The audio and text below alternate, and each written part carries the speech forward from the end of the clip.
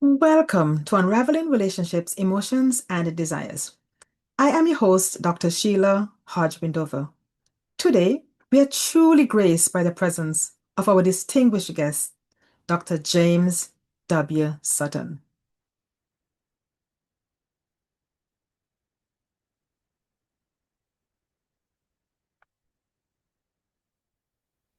All right. So, Dr. Sutton, thank you very much. I am for taking the time out of your busy schedule to come and join me tonight. I'm deeply honored that you are actually sitting here with me on Zoom to share your incredible journey with us. Your journey is deeply inspiring, and your time and openness are greatly appreciated.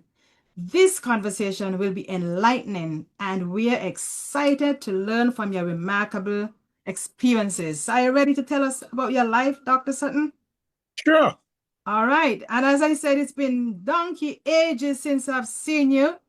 When I said, I'm sure you remember the word donkey ages. That's a St. Kitts term, right? Yeah, I remember that. Donkey ages.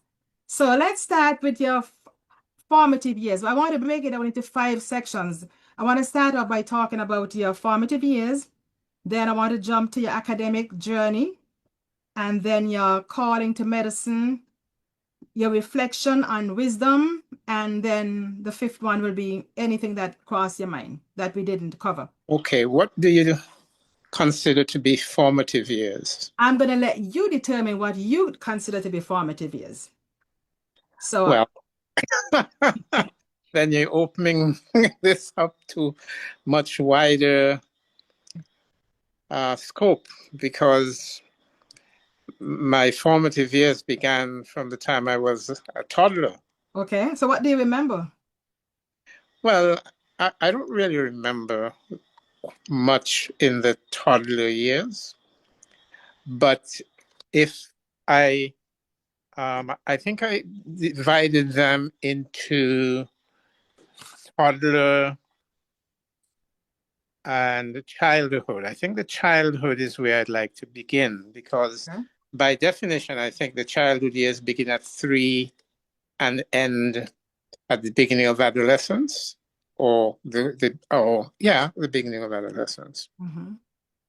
So let's start about when I was 4 years old. Okay. At 4 years old, that would be Middle Island. That would be around 1946. And I lived in Middle Island from 1946 to 1949. And the Middle Island experience, the first one that comes to mind would be playing. And I had only one playmate that I could remember, and that was a guy called Arthur Matthew.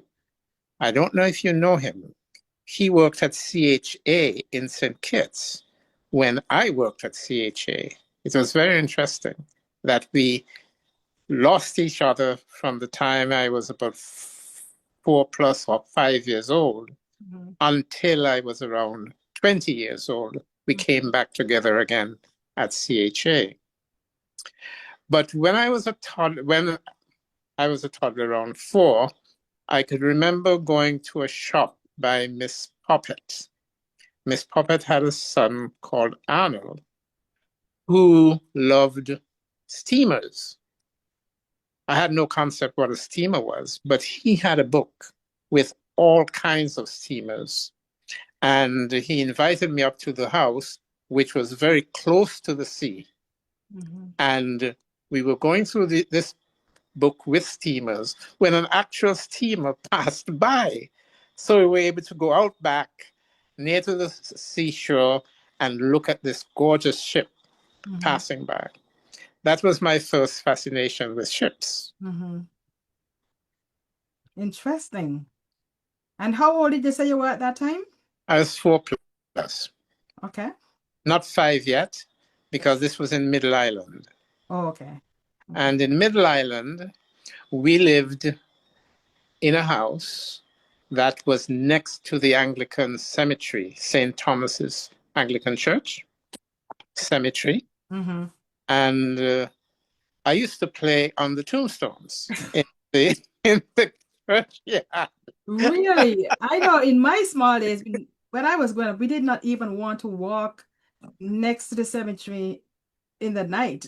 Never mind to even walk on a tombstone to play. That's because you were told about jumbies. But Yes. at 4 years old, I know nothing about jumbies.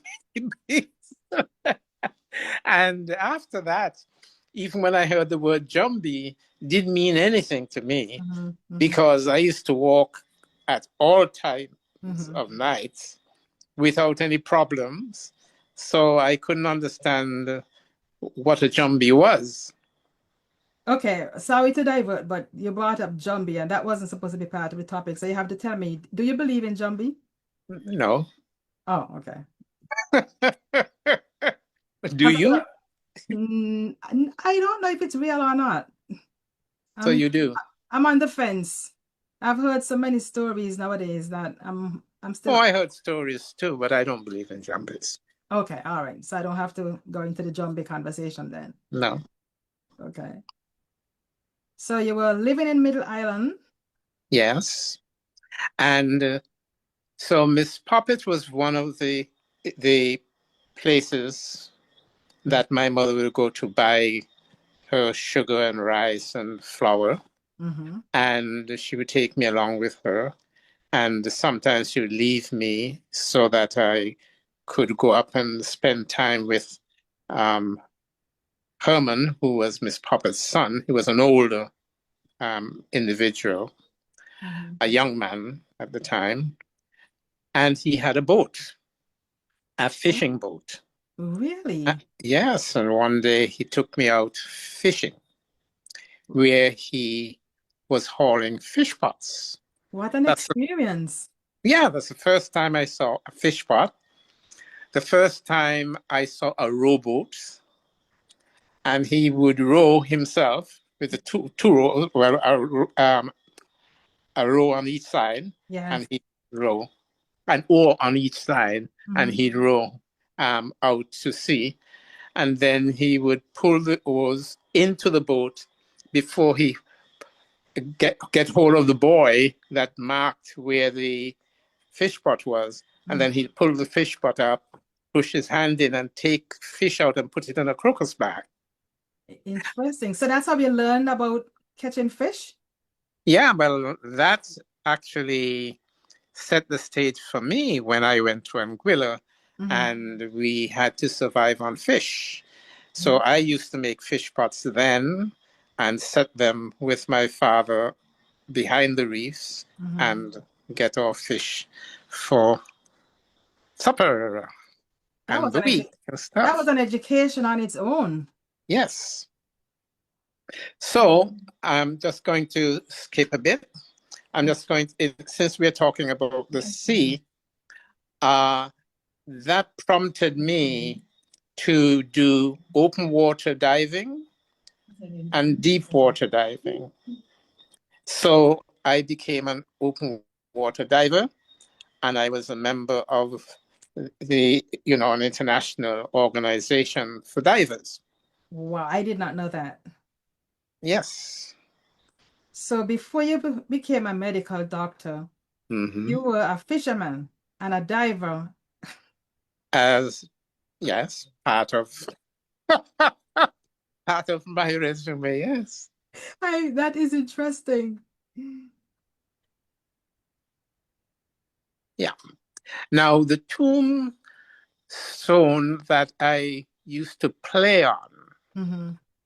in St. Thomas's Cemetery, which was actually in the churchyard, Mm-hmm. was the tombstone of Sir Thomas Warner. Does that name ring a bell? Yes, we learned about him in school. Exactly. So I don't have to go into who he was then. Yeah, but some people might not know who he was. So why don't you tell us what you learned about Sir Thomas Warner? So Thomas Warner, let me see if I could remember. I made a few notes about him. Mm-hmm. If I can find those notes, then I would, let me see here. So you made notes with a pen and a paper. A pen on a paper. Oh, the old school way. That's the only way I know. The only trouble is I'm not as organized as you are. So, Well, you are the one who introduced me to computers many years ago. And it's oh well, I'm out of computers now. in And those I days. didn't realize that I introduced you to computers. So you, Well, you in 1991, when I won the Caribbean Youth of the Award, and uh-huh. they offered to give me a gift, you Mm-hmm. you encouraged me to ask for the gift to be a computer. I But did? yes, because they were giving me $1,000 as my gift Uh-huh. and a trip to anywhere in the Caribbean. And Mm-hmm. you had suggested I get a computer for my preschool. At that Oh, time, I'd okay. never touched a computer, so I wasn't too excited about computer because I did not know how to use one. So did you get the computer? I got the computer 3 years later, And and it has changed my life completely. yeah. See, I didn't know that I um was instrumental in you using a computer. But I only got the computer because my son got interested in.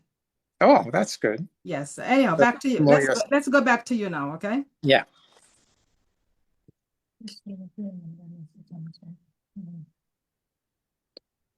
Okay. Yeah, I can't remember. I make notes and I don't know what I did with them.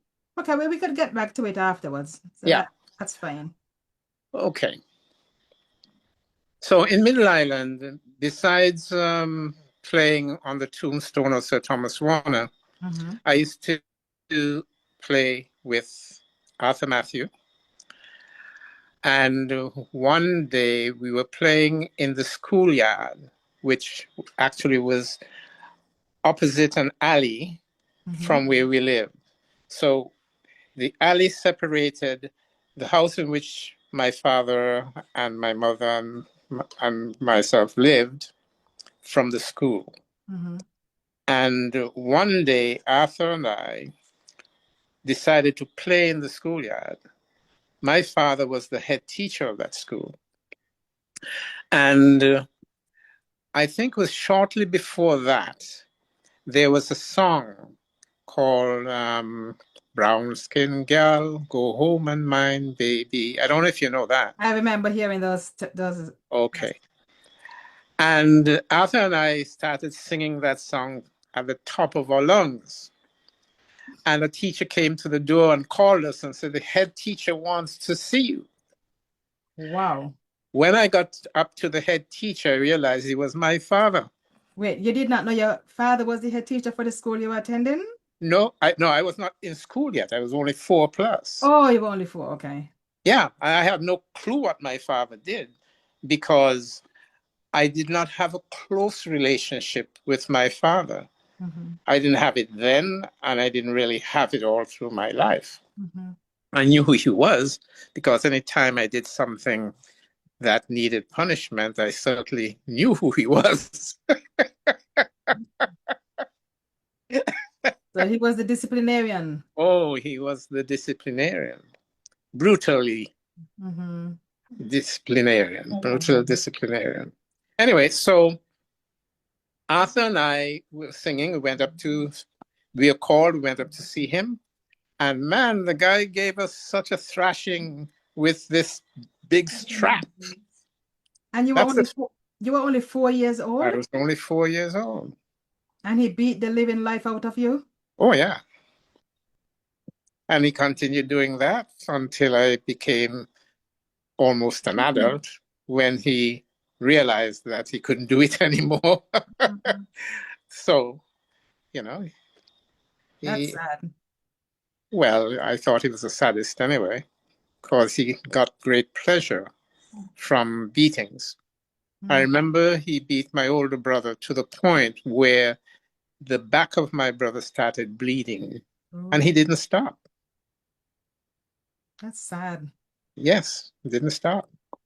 Sounds like that a part of your dad was heartless. Yeah. Mm. But he was my dad. Yes. And what I am today, I think I owe a lot to him. Can you explain? Well, he was a creature for detail. Mm-hmm. And he believed in following through on whatever you started. Mm-hmm. So he will say, don't start something unless you know you will finish it. Yes. So once you start it, you have to finish it. Mm-hmm. And that is a trait that I think I got from him. That was a good life principle to live by. Yeah. Uh, he taught me all the good principles, which he never followed, That's like thou fun. shalt not lie, thou shalt not steal, thou shalt not. And you name the commandments, he broke all of them. That's funny. That's interesting. Did he openly break them, or did you? Oh, no, yeah, he openly break them. Take, for example, there were the days when the schools used to get milk powder to give the kids I remember those from days. UNICEF, I think, or one of those organizations. Mm-hmm. And he was the head teacher, and the milk powder would come to the school. And he used to send me down to the school after the school hours to get milk powder so we can have milk powder at home. And for me, that was stealing, but Yes. it didn't seem that he shared the same the same opinion, Yes. He you know. framed it. He framed it in a different way. He was Well, he in thought charge. because he was um the overseer of this milk Mm-hmm. that he had the license to do whatever he wanted with it, provided he um fulfilled, you know, the major objective. Yes. And maybe that he knew they would give him extra, and the extra that left over would belong to his family. Well, I didn't know anything about that. Okay. Yeah. But my childhood was very interesting. Mm-hmm. I learned very early to do acrobatics. Mm-hmm. I used to walk on my hands. I used to walk up and down stairs on my hands. Mm-hmm. And I became very strong in my upper body because of that. Mm-hmm. And that really stood me in good stead. So that when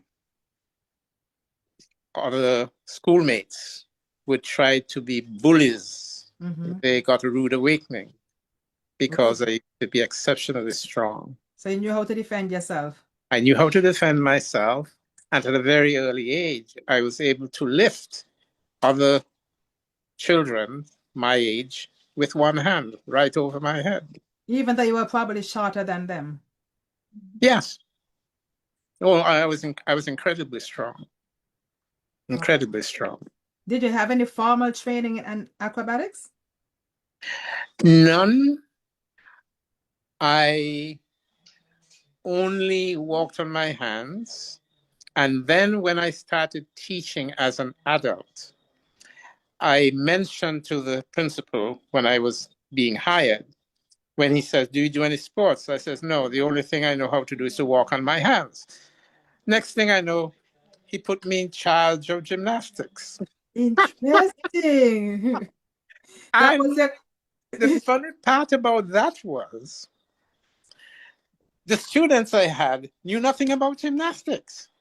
So they're looking at me now to to teach teach them. them. Yes. And there were parallel bars, high bars, rings. I knew about the rings because when we lived in Upper Market Street, Mm-hmm. when I was a child, and going to Irish Town School, there were rings under the house. And I Mm-hmm. used to use them and do all kinds of funny things with them. So I was able to teach them on the rings Okay. because I used to be able to pull myself up on the rings right up to a full outstretched arm Wow. and lower myself down very slowly with my arms outstretched. Did your daddy know how skillful you were?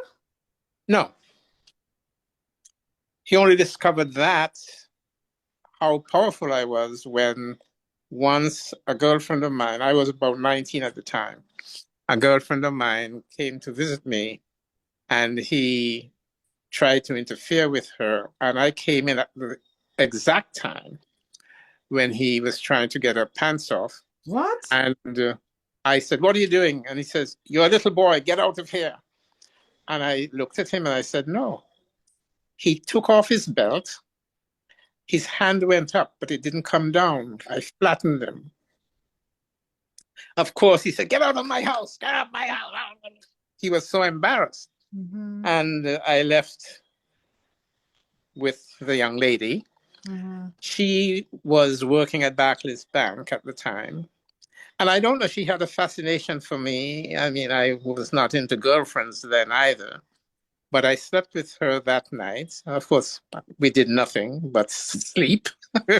Okay. Because I wasn't into sex or anything like that in those days. I was afraid of getting girls pregnant, and it just wasn't the thing for me. Mm-hmm. Yeah, Wait, are you saying you were 19 years old and you were I was 19. not sexually active? No, Wow. yeah, no, I knew nothing about sex. Interesting. I first had sex when I went to Canada, and I was introduced to a church, and one of the ladies in the church, a married lady, became very interested in me, and she tried to set me up in an apartment because I was looking for an apartment, and she assisted me with that. And in she bought groceries and stuff like that, and in setting me up, I got introduced to sex as well. So I was set up in many ways. That's funny. You mentioned church. A lady from church. That doesn't sound like they go together. Well, as far as I know, the church breeds a variety of things we don't expect. Yeah, but that normally from a lady, normally that's from a guy in the church. I'm gonna be biased, okay? Not you don't normally hear. Well, you may be biased, but from my experience, the women are the one who actually inveigle the men into sexual activity. That Most of the sexual activities that I had in my youth were initiated by women. I was too shy to ask a woman for sex or to even indicate I wanted sex. wow. It's only when I became an adult and then even getting married, the introduction to that was by the woman. Really? Yeah, So you were shy? very. So something happened to you because you're not shy right now. Oh, I'm still shy. Yes. Okay. I have learned to cope.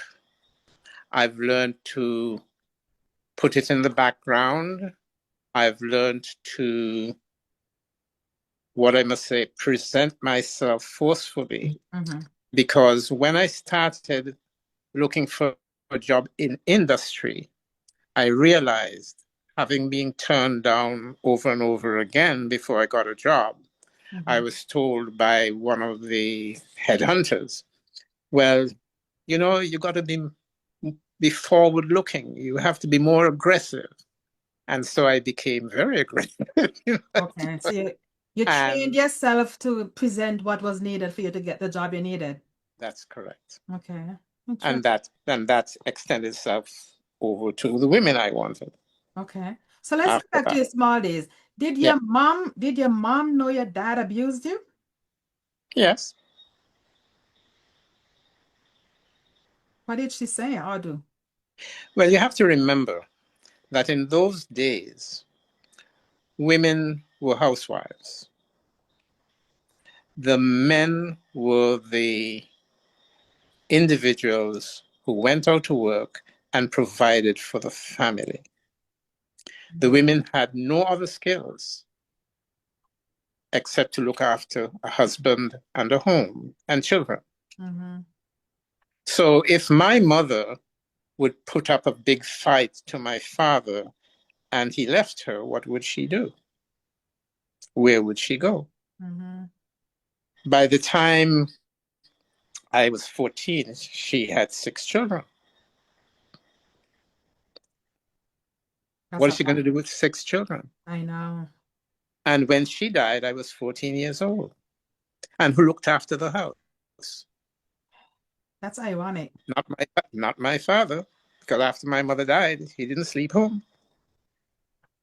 So who had to take care of other 5 children? It Yeah. had to be me Mm-hmm. So because I was the young, you said you were 14 years old when your mom died. 14 years old. What was that like for you? That sounds very hard, difficult. Well, it sounds that way, but it wasn't because my mother groomed me from the age of 5 to be self-sufficient. She taught me to cook. She took me to, we were in Nevis. I was 5 years old. Took me in Nevis, Gingerland, to the market. Mm-hmm. And we were looking at earthware pots, and she bought one, and she says to me, which one of these do you like? So I chose a pot. When we got home, she says, okay, go to the gut and bring 3 stones. So I went to the gut, brought 3 stones. She told me how to place them. Okay, go back to the gut and bring some dry sticks. So I went back to the gut, I bought some dry sticks. She says, okay, put them under the pot. So arrange them. And she instructed me how to do that. She says, okay, go inside and bring the kerosene tin. She brought the kerosene tin. She said, okay, sprinkle the kerosene over the wood. I did that. She said, okay, go inside. You see a box of matches, bring them. And then she scratched a match and she says, that's what you do. And you throw it onto the thing. So she blew out that and she gave me the matches. She says, okay, scratch the match. So I scratched the match. And how old were you? That was in Nevis. I was 5 years old. And she allowed you to practice. Well, she taught me Yeah, yeah. before allowing me. Yeah, she taught you, but then after she finished teaching you, she allowed you to practice it. That's right. And after that, Wow. I had to cook my own food. Are you serious? My first lesson was she says, okay, when I got the pot, she says, okay, go and bring cup. In those days, we used tin cups. The soldering guy would go around and, the would solder tins with a handle and a can, and you use that. You drank out of that. And she says, okay. And she said, all right, go and get a cup of water. Mhm. So I got a cup of water, so I could throw it in the pot. I threw it in, so I go and get another cup of water. Went and got another cup of water, so I could throw it in the pot. I threw it in the pot. She said, now go and fill the tin with rice. So I went in, filled the tin with rice. She says, okay, put it in the pot. She says, first lesson, 2 tins of water to 1 tin of rice. I learned that in school. I learned it at home.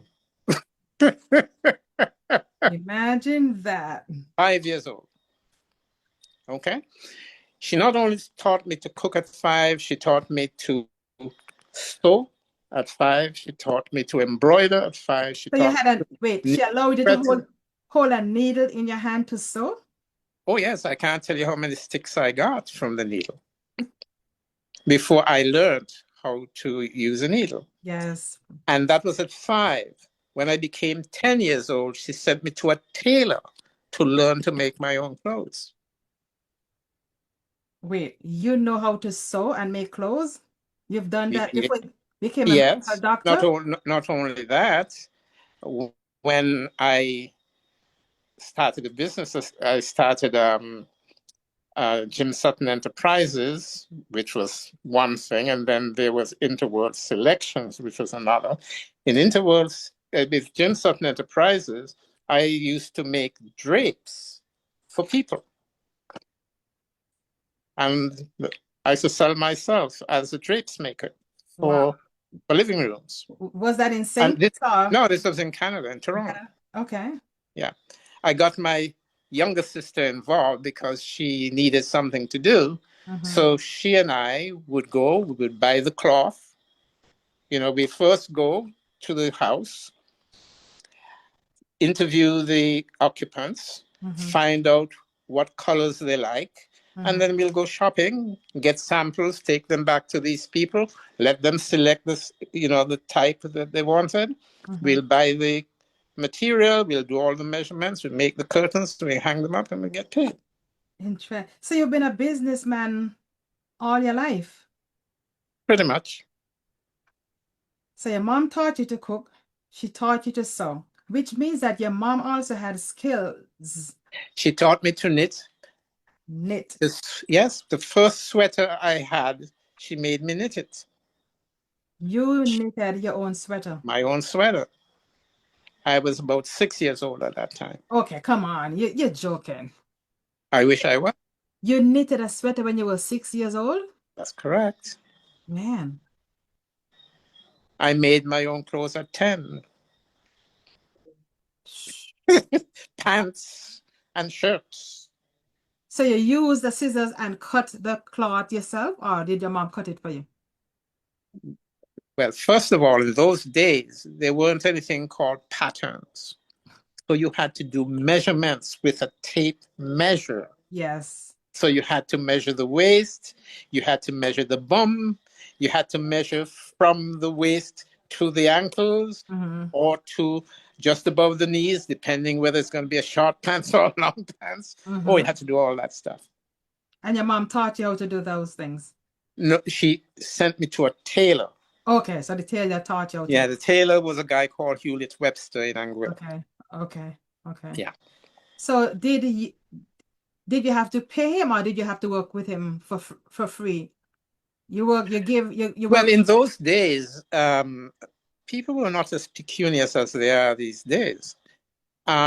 She saw him on the road and she called him and she says, I want my son to learn how to make his clothes. And he says, okay, send him over. And we were in Anguilla. He was living in Island Harbor. I had to walk to Island Harbor. It took me almost an hour to get there, an hour to get back. Oh, wow. Okay. So I used to go.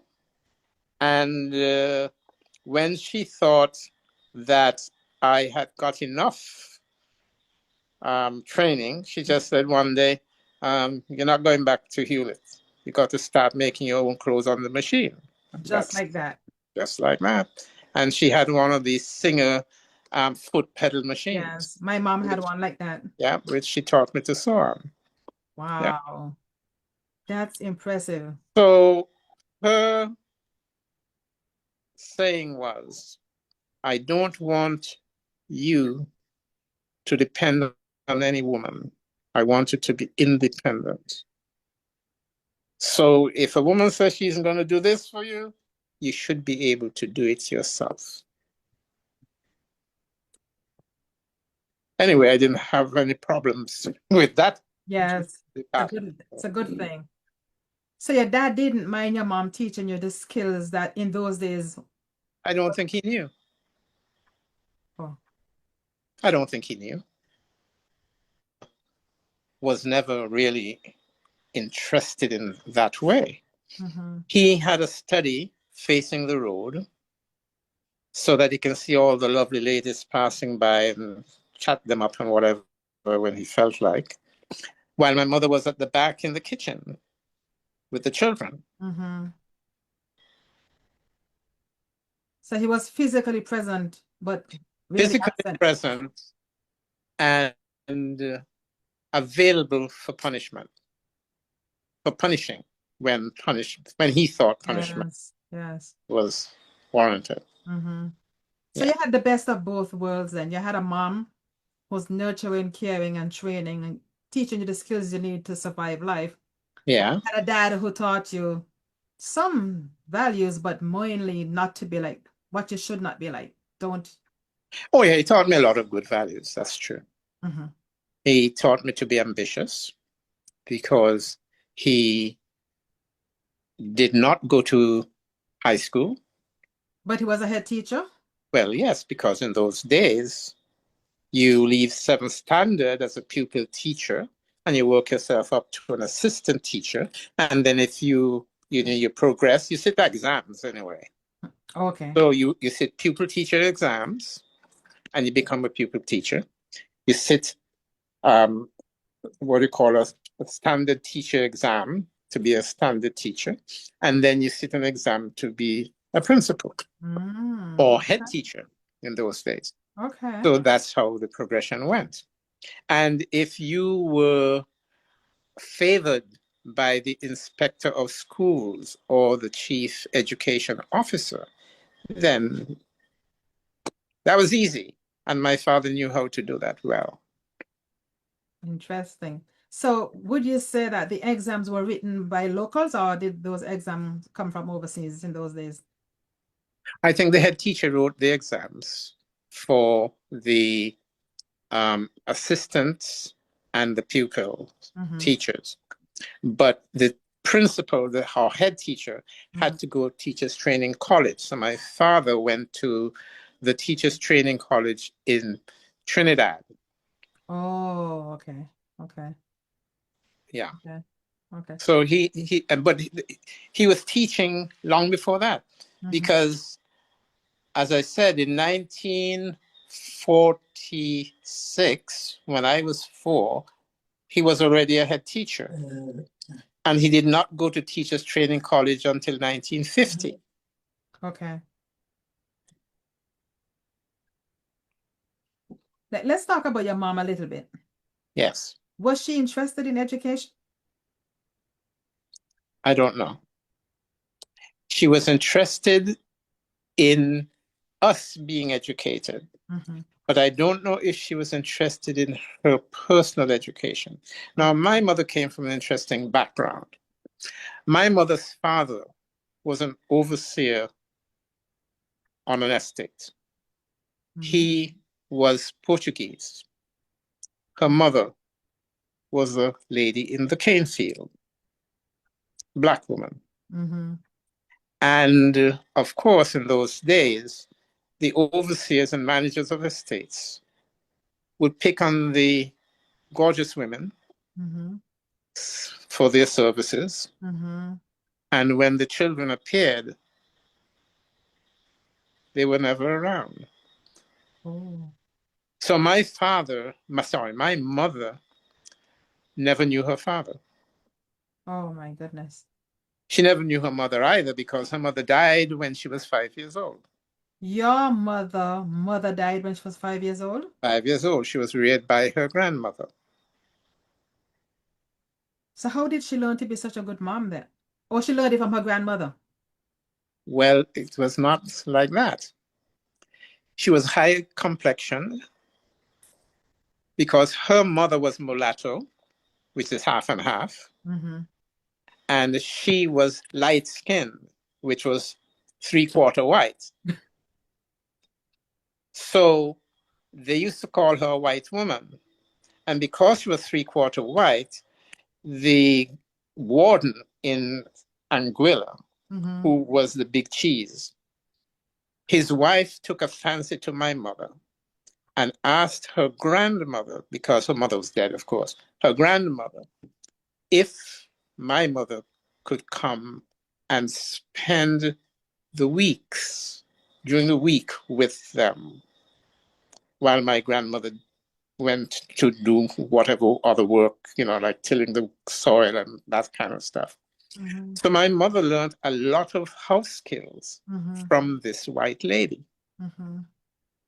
So she was fortunate in that sense. Yes. My mother never went to school.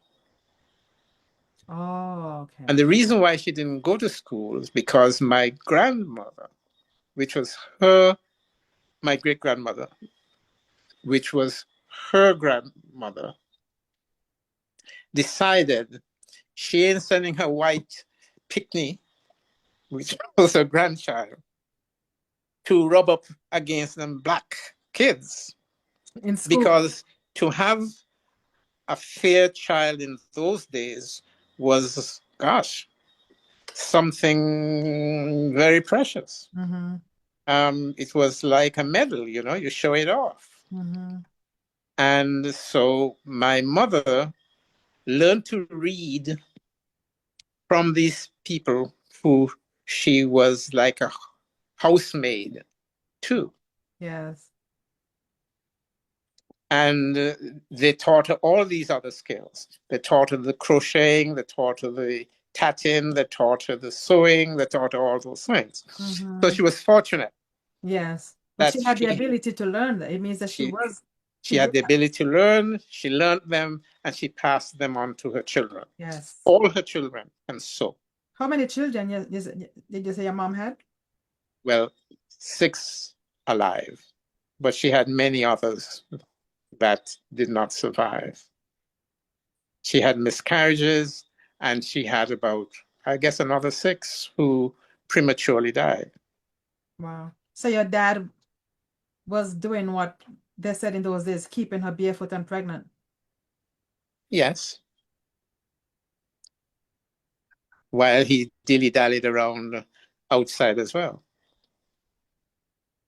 It's a good thing those days are over. They're not. Where would you say that? They're not as evident and Mhm. they're not as prevalent, but it still continues. Okay, I'm not going to debate Well, that. you see, you're living in another world, though. I think most women have risen above that long time. Yeah, but it still continues. It's not as prevalent. Mm-hmm. It continues. Okay. So you lived in the country, as we call it, and you lived in Bastia, Newtown. That's what you said? I lived in Bastia, Baker's Corner. Baker's Corner. Okay. In St. Kitts, I can tell you the places I lived at. I lived at Baker's Corner. I lived on Central Street. I lived on Thibault Avenue. That's in Bastia. Mm-hmm. I lived in Tabernacle, and I lived in Middle Island. Okay. Oh, yeah. And which So I school? lived in a lot of places in St. Kitts. Yes. So which schools did you attend in St. Kitts? I started at Bastia. The first school I started was in Nevis at the Zion School in New River. Okay. And I left Nevis, went to St. Kitts, we lived at Baker's Corner. So the Bastia Boys School was close by. Mm-hmm. Then my father moved and went to Central Street. He taught at Irish Town School, which was close to where we lived. So he pulled me out of Bastia Boys School and I went to Irish Town School under his wing. Mm-hmm. And I think it was deliberate because he liked to punish children. And therefore, I was the whipping dog, I would say, Yeah. that gave him the excuse to whip the other children with That- impunity. That's awful. Yes, but that's just how it was. Mm-hmm. So I have a very thick skin because blows didn't mean anything to me after a while. I'll just give you an example. Pain, I have a very high pain threshold. One night, my second wife and I were playing around, and she held my hand, and she pretended she was going to bite my wrist. Mm-hmm. So she wanted me to move the hand, Mm-hmm. but I didn't move my hand until blood came in her mouth, and she looked at me. She says, "But you're bleeding." I says, "Yes. So what do you expect? You're biting through my skin. Don't you expect blood?" She said, "But why didn't you move your hand?" I said, "But you're having such a wonderful time. Why should I?"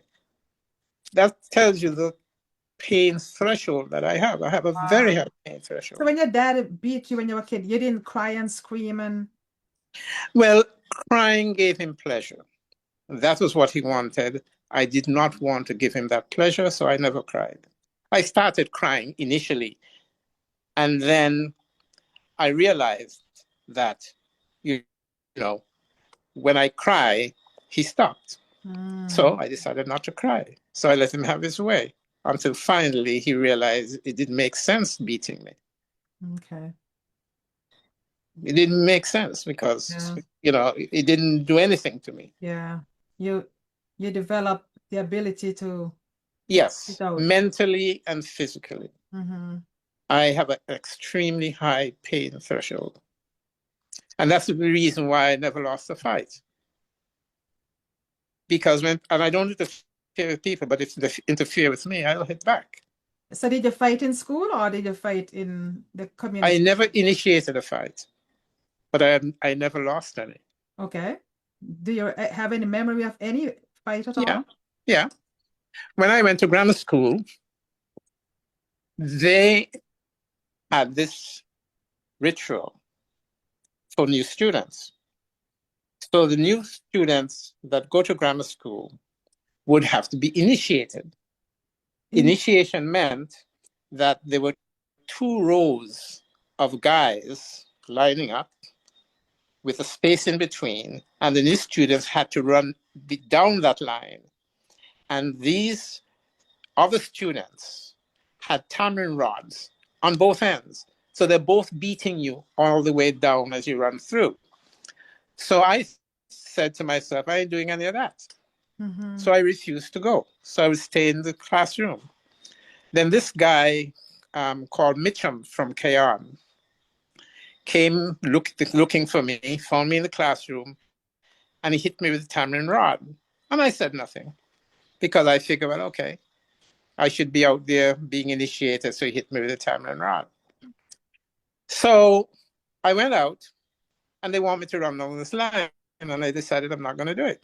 Mm-hmm. So Mitchum thought, well, he was going to demonstrate to all these guys, his fellow guys, that he could beat me with the tamarind rod with impunity.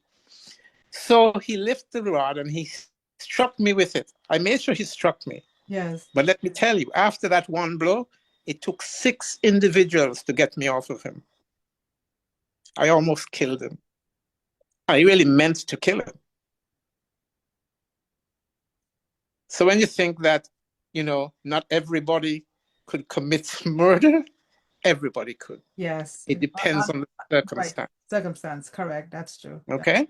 That's true. So take It's me back. then when I realized Mhm. that, Yes. human Yeah. beings do have the killing Yeah. instinct. Everybody has the ability to Everybody has the ability to kill. defend themselves. So Yeah. tell me, what was a day like for you in the life of your growing up, different ages? Like, did you just get up, eat breakfast, and go to school, come back home and learn to sew? Well, it depended on where I lived. Mm-hmm. In the early years, I lived in Nevis. Well, I don't remember doing anything like that up to when I was going to school. Mm-hmm. And I started school in Nevis at the age of 5. Mm-hmm. The chores I had there, of course, there was no running water. There was a reservoir that you had to walk to. And we had a yard boy called Arnold. And my mother insisted that I had to go and head water with Arnold. So she bought me a small bucket Mm-hmm. that I could put on my head with a wad. You take a piece of cloth and you wind it around your hand and made a wad. I don't know if you know anything about that. I think I've seen people put their tray on their head with a round thing. Yeah, in things they call it a wad. In different Okay. places they call it differently, Okay. but we call it a wad. Okay. And I had to go with Arnold to head water because my mother wanted me to do everything that other people did. She didn't want me to feel special Mm-hmm. or above doing what other people did. Yes. That's why I will do anything and everything Mm-hmm. because nothing is too low for me to do. Yes. You didn't grow up except you didn't grow up with a sense of entitlement. No, I was never entitled. No. So I used to head water from the spring with Arnold. I used to go to the guts and collect the wood or the twigs for the fire. And I used to go to the shop on my own to buy whatever my mother wanted. What she would do, she would give me a list. I'll take the list to the shopkeeper. The shopkeeper filled the list. I took it back home. I gave him the money that my mother gave me to give him, and that would be it. Did Now, your other siblings accompany you when you went to the shop or to get water? no, because at that time it was myself and my sister Althea, who was 10 months younger than me. Mm-hmm. But in those days, girls were not supposed to do that kind of work. So heading water was not a girl's thing. It was a guy's thing, a boy's thing. Mm. Okay? Okay. My sister, her chores was to cook, to wash, to sew, to knit. But my mother also made me do those things. Everything. So you learned to do everything. Take, for example, washing. My mother would take me up the river. This was in Nevis. Took me up the river. There were other women there too. And the water would be flowing, and they have these smooth rocks in the river. Mm-hmm. And my mother would show me how to beat the cloth onto the rocks. Mm-hmm. And then we used to have this blue kind of soap Mm-hmm. that you wet the cloth in the water, you rub the soap onto the fabric, and then you just hit it onto the rock, then you change it and you hit it again onto the rock until you think all the dirt is out. Wow. Interesting. Your hand was a washing machine. Yeah, basically, along with the river. Yes. Yeah. I Wow. mean, these are all experiences that you learn from, and it molds your character and who you are. Mm-hmm. That's why there's nothing too lowly. I don't want to say low because low has a negative connotation. There's nothing too lowly that I would not do. Mm-hmm. So if your washing machine stopped working, you would know how to use your hands to wash your clothes. Yeah, I've done that before. Many times, even when I was an adult. Don't forget, I wasn't always married. I was on my own a lot. Mm-hmm. And I did all that. Mm-hmm. Okay, so let's go back to in St. Kitts now. What was a day like for you as a child? Did you in Nevis you explain what you did in Nevis. In St. Kitts, did you get up and just go to school? Well, let's talk about Nevis a little more. Okay. Because in Nevis, I learned many things. Mm-hmm. I learned to pitch marbles in Nevis. I learned to pitch for cashew nuts. What? Okay, I've never heard of that before. Explain that, please.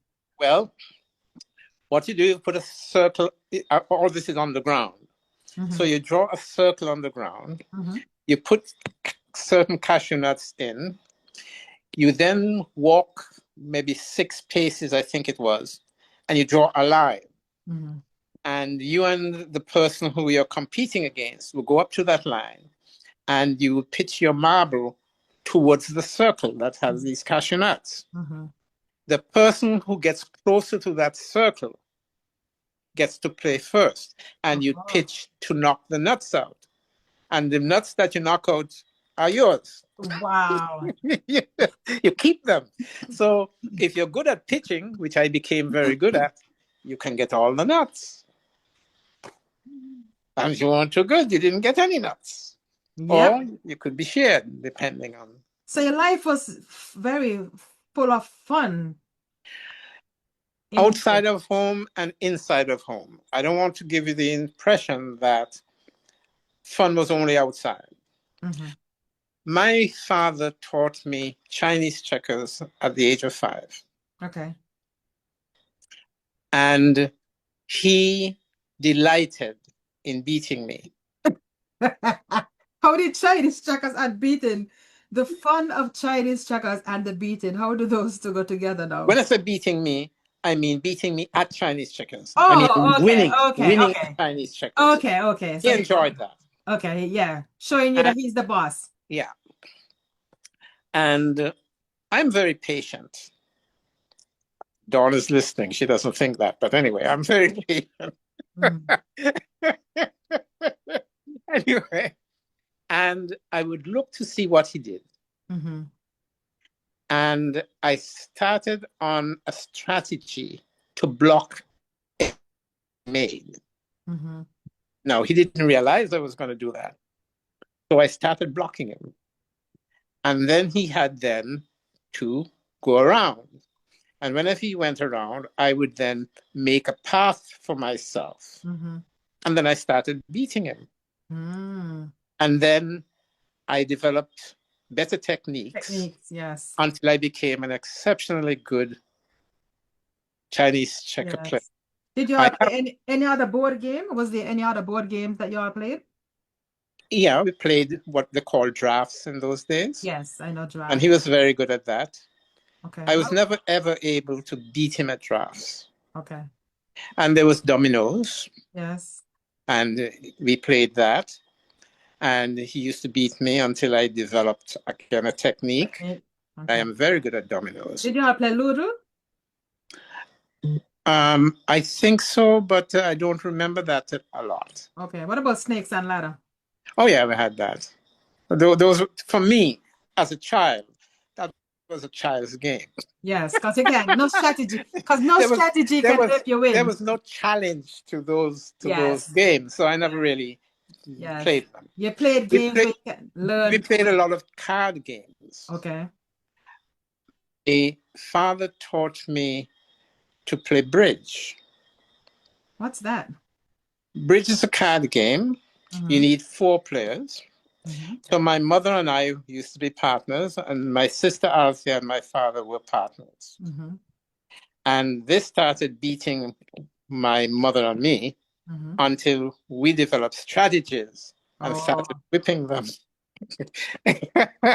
And then when my father never enjoyed losing yeah. at anything. So the minute he starts losing, he stopped playing. So that went by the wayside. Okay. And then dominoes came in. Mm-hmm. And he used to beat me at dominoes until I developed techniques, beat him. That was the end of dominoes for him. Oh my And goodness. then it started drafts.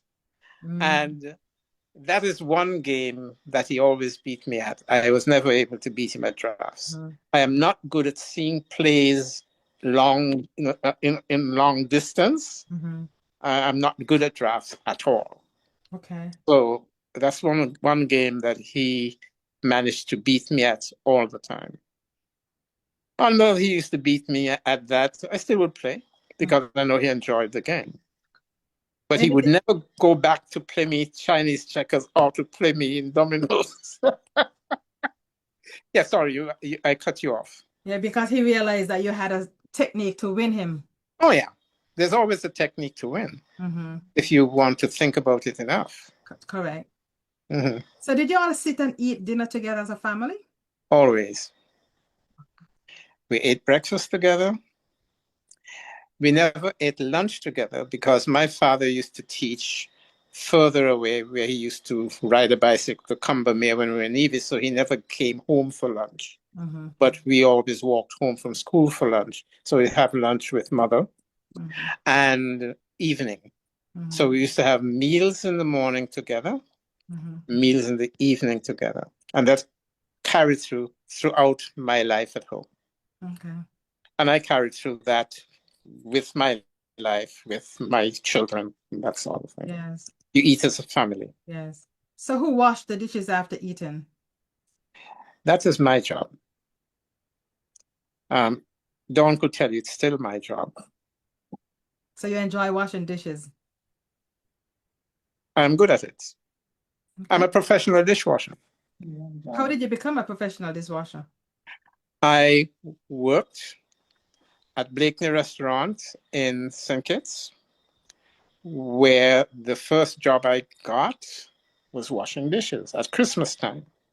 Interesting. And then I got a job with St. Blakeney Hotel to wait on tables when when they were short In of St. Kitts? in St. Kitts. I did not know that men did those jobs in your days. Well, it was necessary because if the waiter wasn't there, who then was there would then serve. Yes. So I was the dishwasher. The waiter didn't come in, so I had to go and wait on the tables. Yes. So I learned to wait tables in St. Kitts. So that was good because when I went to Canada, I waited on tables at Wong's restaurant. And to get extra money, I would also wash the dishes at Wong's restaurant. So I did two jobs at Wong's restaurant. I Yes. waited tables and I'd wash the dishes. Mm-hmm. I became very good friends with Henry Wong because it saved him paying two people. Yes. Wow. Yeah. Mm. Huh, I'm speechless. But I still have to go back to St. Kitts now, small days. What Yeah. was a day in the life of James Sutton in St. Kitts as a child? Did you wake up? I'm curious. Did you walk? Because you said you went to grammar school. Oh, How in St. were you? Kitts. Yes. Okay. I went to grammar school on two different occasions. Mm-hmm. The first was when I was 12 years old. We were living in Tabernacle, and Tabernacle was 10 miles from Bastia, Mm-hmm. and I had to cycle 10 miles to school in the morning. When it's a cycle, you mean motorcycle? No bicycle there. My father was never rich enough to buy a motorcycle, not with six kids and, and the So, teacher's salary, so 10 miles to go to school? and 10 miles to ride back. Oh my God. And when I got back home in the evening, I still had chores to do. What kind of chores did you have to do? Well, we used to have pigs, and I had to go and get pigs. They used to have some herbs on along the pathways Mm-hmm. that you would go and pick for the pigs. Mm-hmm. Um, that was one of the chores that I had to do. And also, we used to do gardening to plant lettuce and okras, and we call them tubers or melangenes, lettuce, yes, and cabbage and that kind of stuff. Mm-hmm. And I had to do that. My father, the head teacher, would never be seen with a hoe in his hand. So his son had to be the hoe guy. So did you all sell those provisions to make extra income? No, it wasn't for that purpose. It was just for home consumption. Consumption. Oh, okay. Okay. Did you enjoy doing those things? You know, I did not look at it as enjoyment. I just looked at it as something I had to do. Responsibility. I never thought of it as a chore. I never thought of it as, childhood slavery. I never looked at it as anything else. It was something that needed to be done.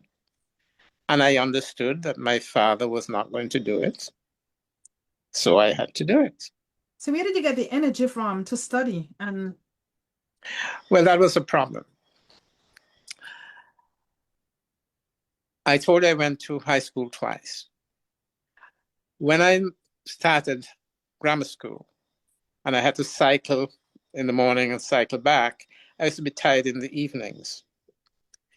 So I still had chores to do. And after those chores, it was dinner time. And I used to fall asleep at dinner. I used to be awakened with a strap, but would fall asleep at dinner. mm-hmm. And I didn't have much time to study. I would open the book and I would fall asleep at the book. Mm-hmm. I would get licks. I'm told to study, and I would try, but the sleep would overcome me. Mm-hmm. I used to come last and second to last in school. You talking about I thought you mean primary school or high school? high school. High school. Wait, I let me absorb that.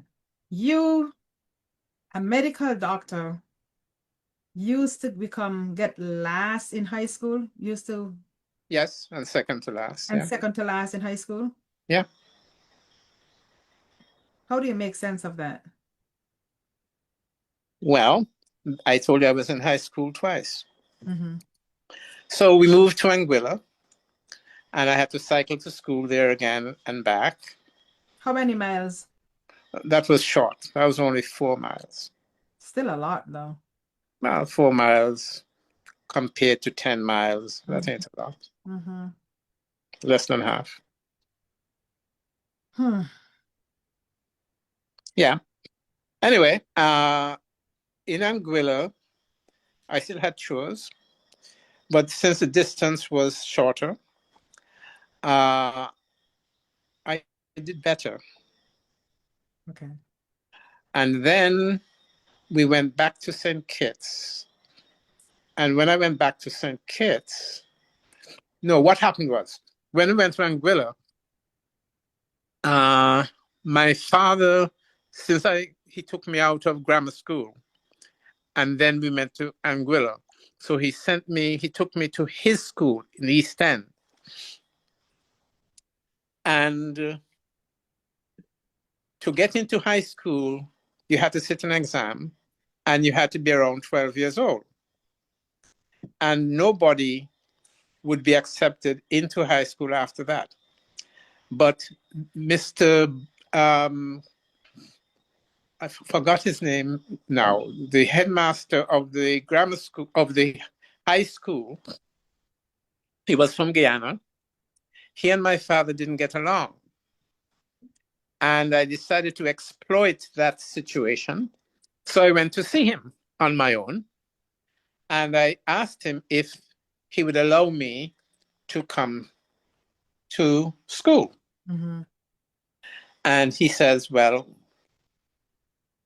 you are in school in the in East End. You are over the age. So I told him what happened. And he says, you know what? I'm going to make an exception.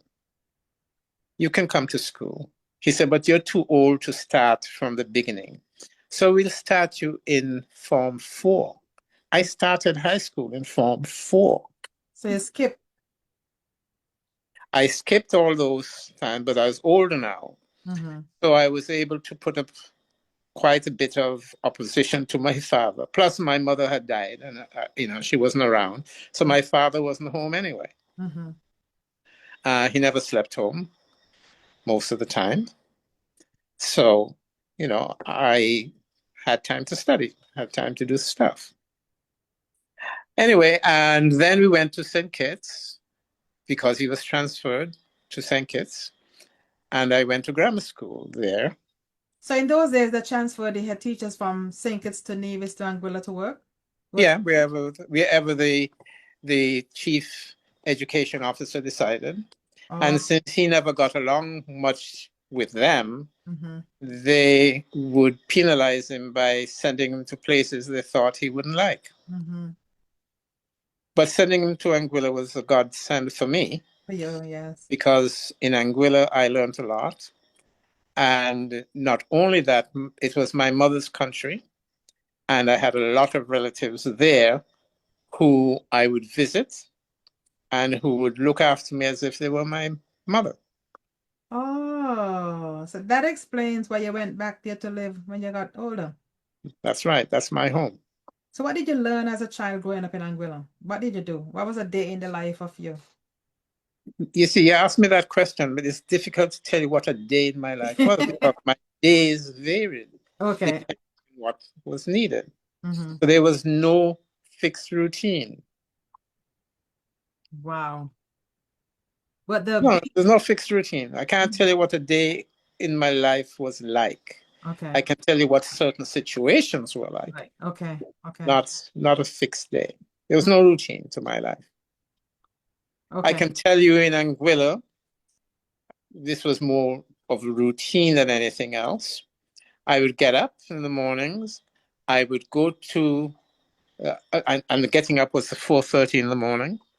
That's early. I would go with my father to whichever Junksall Bay or Savannah Bay or one of the bays where we have fish pots setting, Mhm. and we will haul the fish pots, take the fish out, put it in a crocus bag on the reef, and set the fish pot back behind the reef.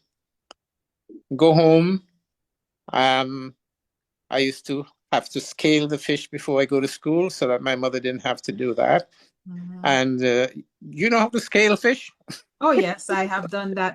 I've done that Okay, many many years ago.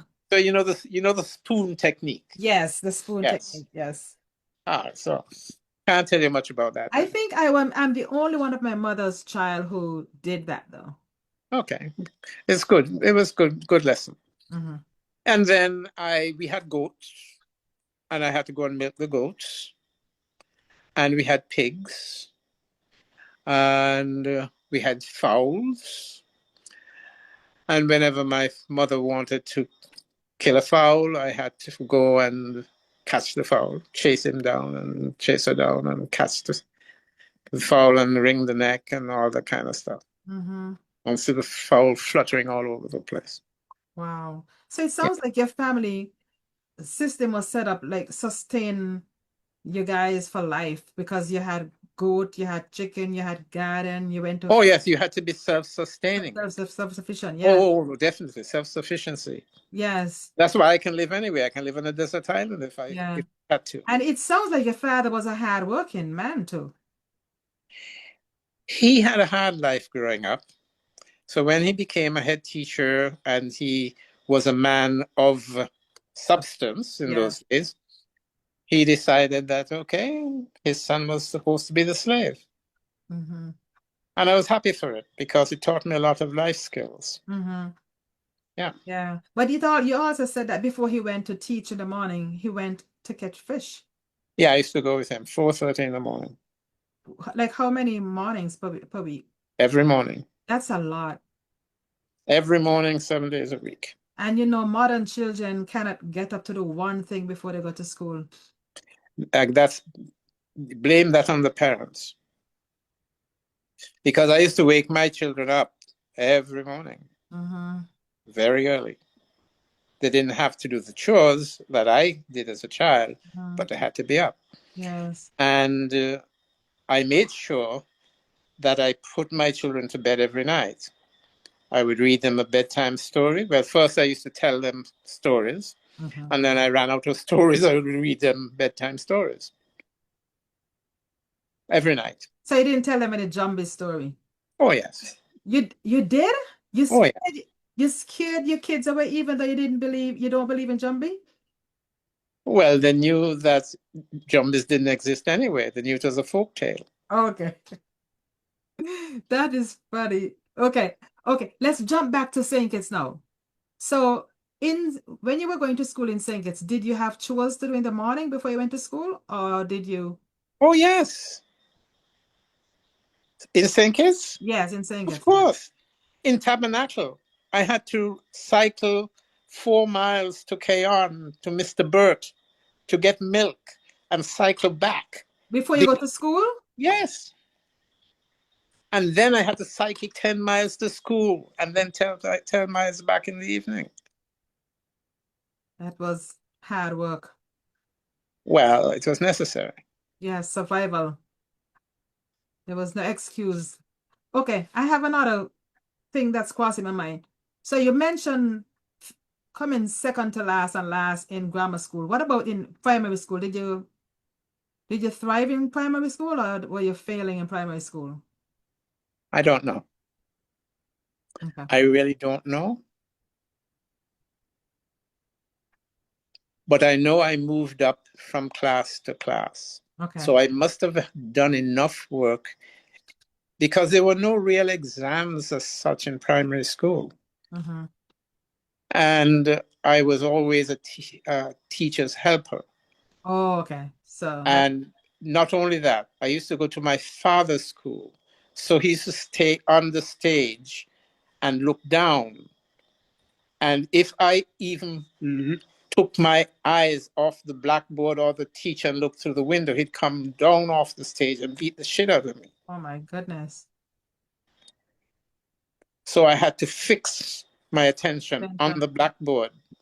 So even if you Oh, had, so if you had ADHD, he would have beat out the ADHD out of you. well, I had no time for that. So when you failed, did they punish you in those days for failing? Obviously, yes, because for him, it was a, what do you call it? A bad mark, a black mark on his son, this teacher's son coming last in class. No, man. So he beat the shit out of me. Even Yeah. though even though he was the one who didn't give you the time to study. Yeah, didn't matter. I was supposed to be bright and bright and bright and bright, you know? Did you feel like you were intelligent when you were in school? No, never thought I was intelligent. Wow. When did you first realize you were intelligent? I never ever thought I was Oh, intelligent. wait, you haven't realized it as yet? No, I work hard at everything that I do. And my success is because I put in the work.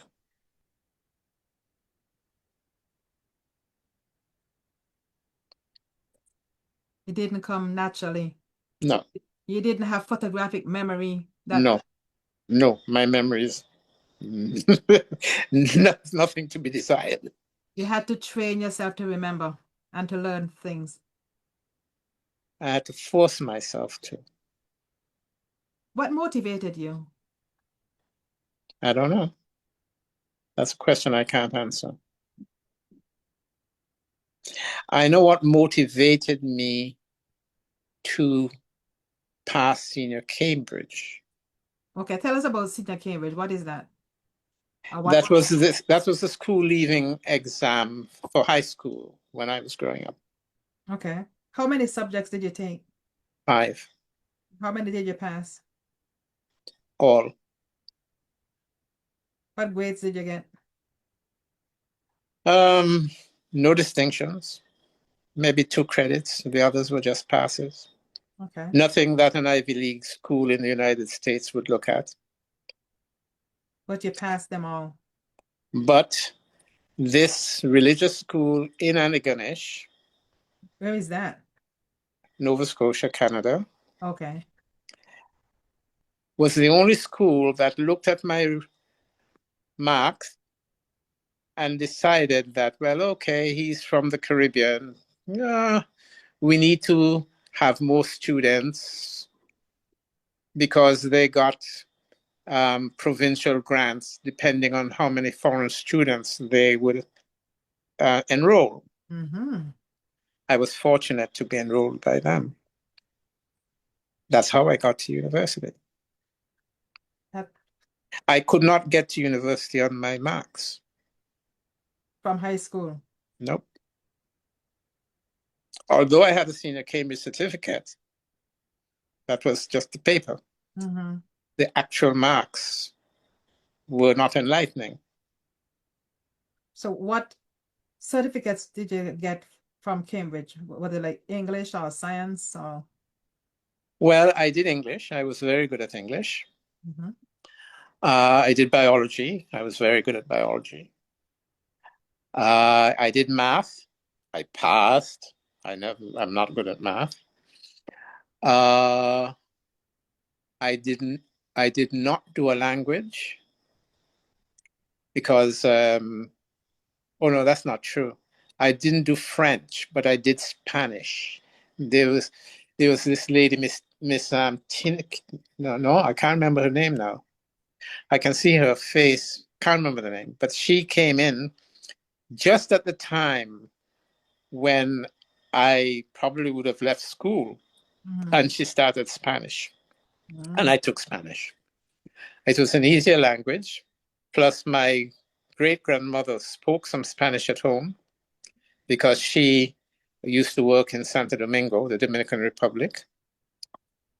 Uh, So I knew some words in Spanish. Mm-hmm. Okay, what else? What else did I take? Can't even remember half the things. Okay. So when you went to university in Canada, did you Uh-huh. get a scholarship? No, I had to pay my way. How did you pay your way? Did you take a loan? No. When I left high school, I went to work at the Central Housing Authority. I saved my first year's tuition. Wow. How did you learn about saving? Who Hold taught? on, hold on. Mm-hmm. When I saved enough to for a partial ticket, but I didn't have enough for a full ticket. And Dr. Edwin Knight, I don't know if you know him. Nope. Okay. Do you know Stuart Knight? I know the name. Okay. Stuart Knight's older brother came back from Dalhousie University. And when I went to see him to ask him, about universities in Canada, he's the one who actually mentored me and steered me to St. FX. And he prepared me in a way that allowed me to go and, worm my way through. When I went to Canada, there were several things I did not know. I did not know that when I got into Montreal, I had to take another plane to Halifax. I did not know when I got to Halifax, I had to take a train. Well, first of all, I had to stay in a hotel overnight, Mm-hmm. and I had to take a bus from the hotel to the train station and a train to Antigonish. Mm-hmm. But the good Lord has always been with me and made the path for me to accomplish all that. That's good. As a matter of fact, I was going to walk to the train station, and I was just going to cross the road when a hand pulled me back.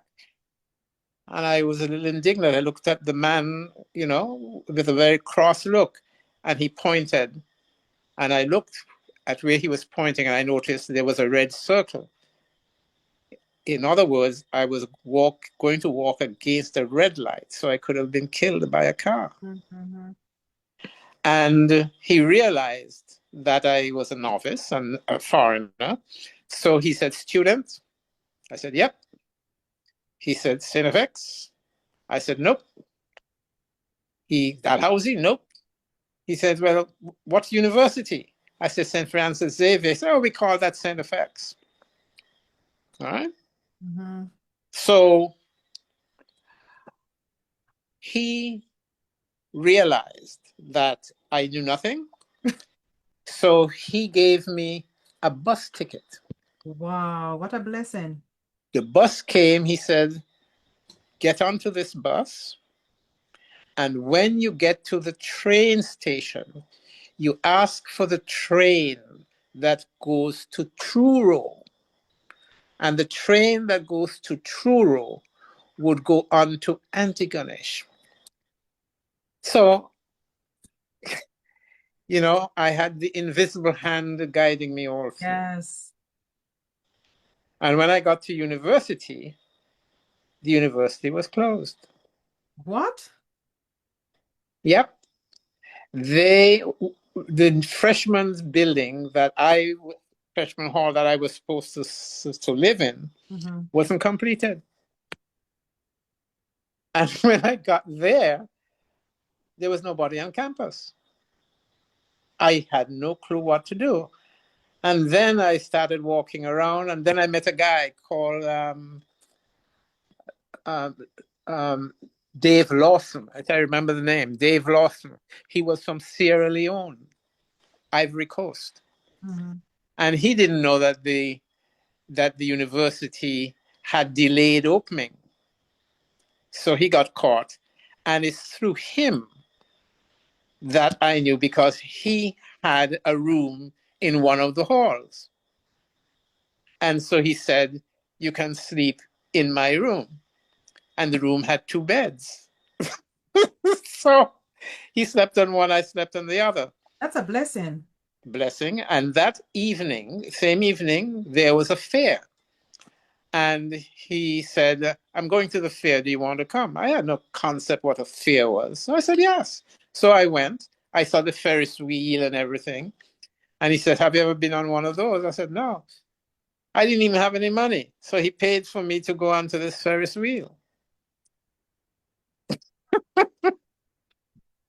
Wait, you left to go to university and had no money. That's right. What were you thinking? I was thinking I can work my way through. And I did because I got a job working at Wong's restaurant, washing dishes and serving tables. So you wash dishes and serve tables in the night, Yes, after school. and you went to school during the day. Yeah. I'm impressed. You are? Yes. Oh. There was nothing to be impressed about there. It was necessity. How did you find learning and completing your homework assignments? How easy was it for you? It was difficult for me, very difficult, because I had very little time and I had to manage my time Mhm. with studying and working. And that is not easy. How did you find time to sleep? 4 hours is all I need. 4 hours of sleep. Up to now, 4 hours is all I need. But that's not what doctors tell patients. Not this doctor. Okay, what do you tell people? I tell them if they're sleeping 8 hours, they're wasting time. You're the Human, second person I've heard. sorry? You're the second person I've heard say that. Yes. Human beings don't need more than 4 hours sleep. You get 8 hours sleep, you're lazy. Did you learn that in medical school? No.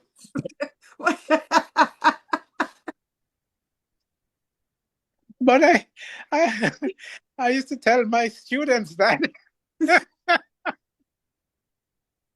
Oh, no, I've had a wonderful life. I must say, in retrospect, I look back at my life very fondly. Mhm. I have absolutely no regrets. Good. I think this is a good time to take a break. What do you think? Well, if I tire you out, sure. Thank you for listening to Unraveling Relationships, Emotions, and Desires. The compelling story of Dr. James W. Sutton continues next week, and we hope you'll join us. In the meantime, let us remember the wisdom of Ecclesiastes. There is a time and a place for every purpose under heaven. Life asks for more than just our survival instincts. It also invites us to live courageously and fabulously. Be part of the community by sharing your perspective at www.unravelred.com. www.unravelred.com.